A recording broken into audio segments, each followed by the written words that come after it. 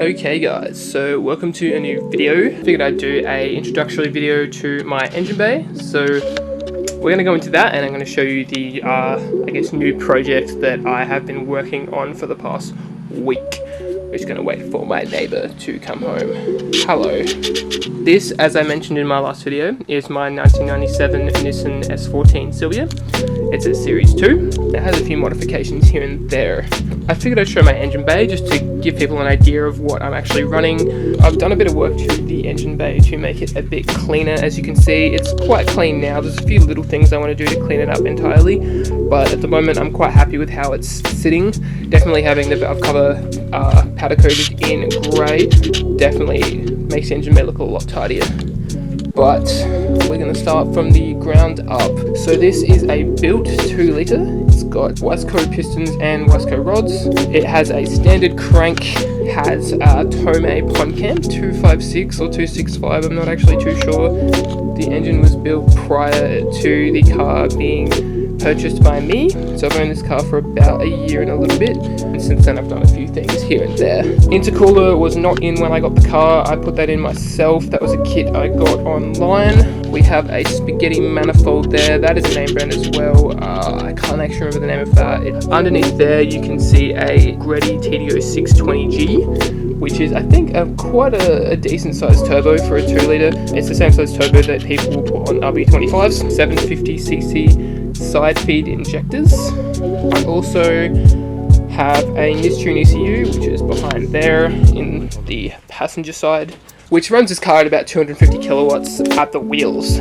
I've also done a few things since then, so I've put on a nice aeroflow pod filter. It runs a Z32 airflow meter, which works in conjunction with the ECU obviously. Other than that, everything is fairly standard. I've had a few things put in just to clean it up, so I've painted this, which makes it look a lot cleaner. Also, when I got the car, the battery was still here, but it was a Sabre battery, so it was just wedged in here and not properly mounted. So I've relocated that to the boot. I'm actually thinking I might wrap this wiring in black or do something, because it looks a lot better when it's all black.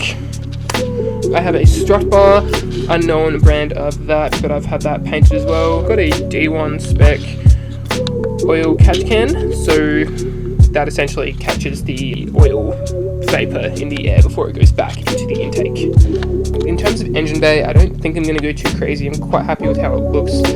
In future, I do want to go to a nice Michimoto aluminium radiator.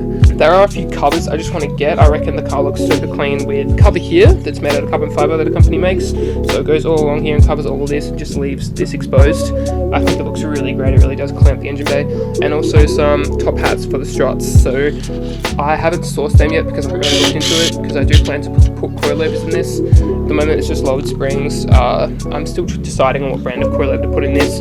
As far as the valve cover, I got that powder coated at my local powder coating company. If you're interested in where I got that done and you live locally, I can let you know where that is done in the description, or DM me, hit up my Instagram. There's nothing super fancy going on here. So, moving on to the new project. We have a new project bike. So, say hello to a CF Moto 650. Picked this up last week and it is broken, defected, unregistered, and crashed. So yeah, that's a great start. It was the cheapest thing I could find. I haven't had time to touch this thing yet. Mechanically it is fine. The only issue is, actually mechanically it is not fine. The only thing mechanically wrong with it at the moment is third gear is essentially blown.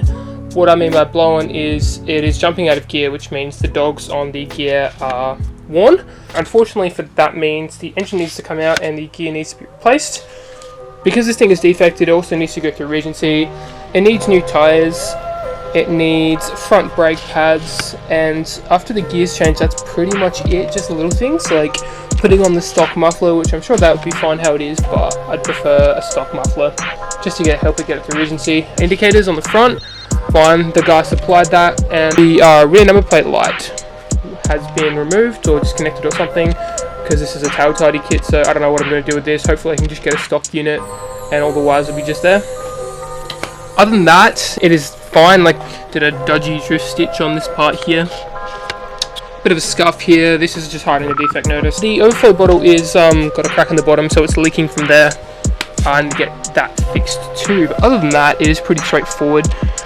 I was going to put on all the stuff he gave me. He gave me a replacement fuel tank. He's given me the indicators. He gave me that cracked part there to replace, until I realised I'm probably going to have to start pulling stuff off, like the engine, so there's no real point in putting the stuff on here now.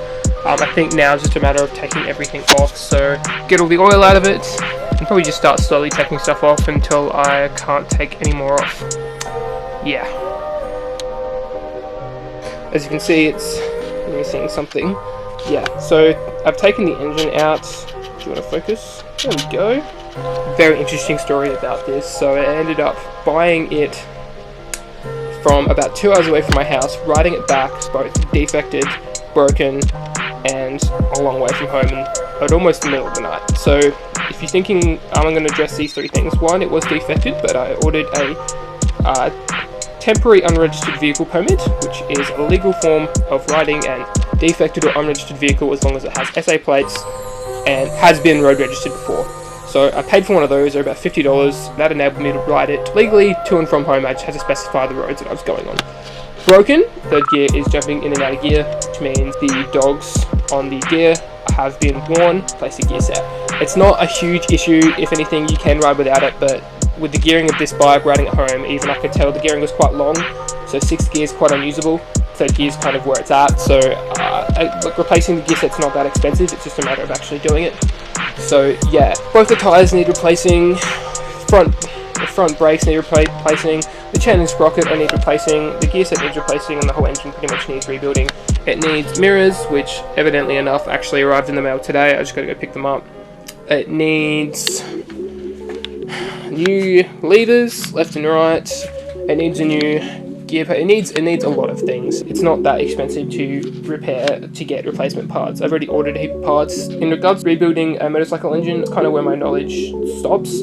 So I'm gonna have to hit up my dad or some other people I know. Not that I don't have the tools here to do it. I do have quite an array of tools. You know, I have enough tools here to obviously pull this engine out. I have enough tools here to pull, you know, that motor out and pull things apart. But in regards to knowledge, that's kind of where my knowledge ends. So that's the plan with this thing. The reason why I bought it is because one, it was cheap. It was a fraction of the cost that they actually are worth. And two, I really would like a new daily commuter to and from work. The traffic is horrendous coming back from work, and having a bike to split traffic would make all the difference in the world, I think. So the plan is to fix this thing up, get it running, take it through Regency, get it re-registered, get it running right, fix all the little problems, keep it as a daily. That is the plan. This isn't something I'm going to keep forever. I'm going to fix it, get it working. So I think I'd give an update on my car, this new project. I'll try and keep you guys updated as often as I can. I didn't include any footage of me pulling it out because I've been sick for the last week and a little bit, and it was really, I didn't really plow through it as quickly as I thought. I did plan to film that part, but it would have taken even longer. I will hope to film things along the way as they happen with ordering parts and when they get here. I do want to make it look semi-nice. I've just stitched that. I fixed a few other things here and there, but new grips, new levers. Someone's already put some aftermarket bars on it, which I think look awesome and actually make the ergonomics of the bike much better. It also came with a whole bunch of spares, which is quite good. So it had a full aftermarket exhaust on it, so I've got the standard exhaust. Yeah, I just wanted to do an update on, I guess, my car, the bike, and what I'm going to be doing in the meantime. Definitely stay tuned. Keep your eyes peeled on the channel. Peace.